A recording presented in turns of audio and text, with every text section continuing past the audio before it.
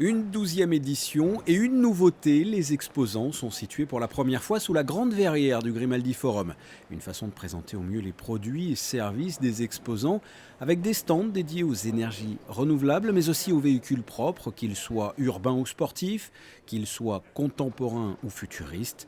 Parmi les différents stands, Clean Energy Planet, cette société conçoit, fabrique et distribue un système de charge breveté pour les vélos électriques en libre service. À Monaco, 15 stations sont déjà installées. Alors c'est une avant-première, c'est ce que l'on présente aujourd'hui à Ever. C'est une station qui a deux têtes. D'un côté, de prendre les vélos comme sur une station classique, mais de l'autre aussi, charger son véhicule en 22K, donc une charge relativement rapide. Si les véhicules écologiques commencent à bien se développer sur Terre, c'est un peu moins courant en mer. Alors justement, ça va changer. C'est le constat qu'on a fait, c'est pourquoi le maritime et le fluvial n'avaient pas encore passé le pas. Et en fait, on n'a trouvé aucune raison à ce blocage technologique. Donc on s'est lancé il y a un an en disant voilà, il faut redynamiser les berges, qu'elles soient fluviales ou côtières. Il faut montrer que l'électrique est possible en mer.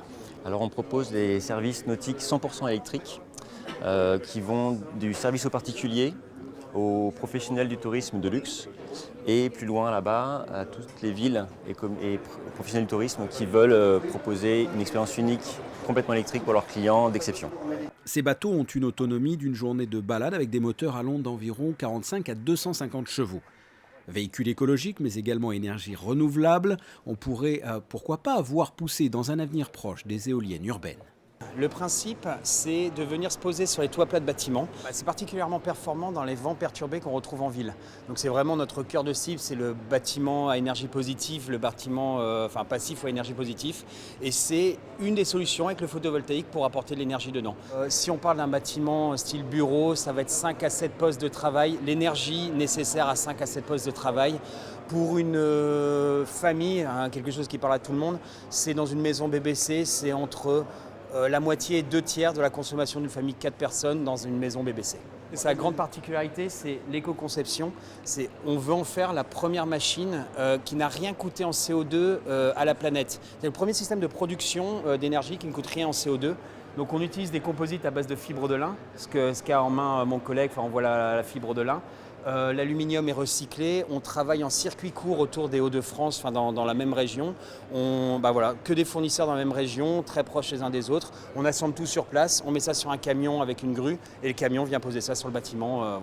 Donc on réduit l'ensemble des coûts, on réduit les coûts en CO2, le coût en argent et on produit de l'énergie au cœur même du bâtiment.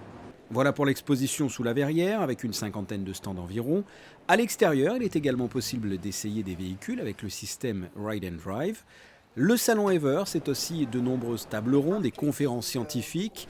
Plusieurs entités sont mobilisées pour le bon fonctionnement de ce salon, entre autres MC2D, la Fondation Prince Albert II, le gouvernement, la SMEG. Pour découvrir les différents modèles que l'on peut conduire et pour mieux comprendre comment atteindre une neutralité carbone d'ici 2050, rendez-vous au Grimaldi Forum, vous avez jusqu'à jeudi fin d'après-midi.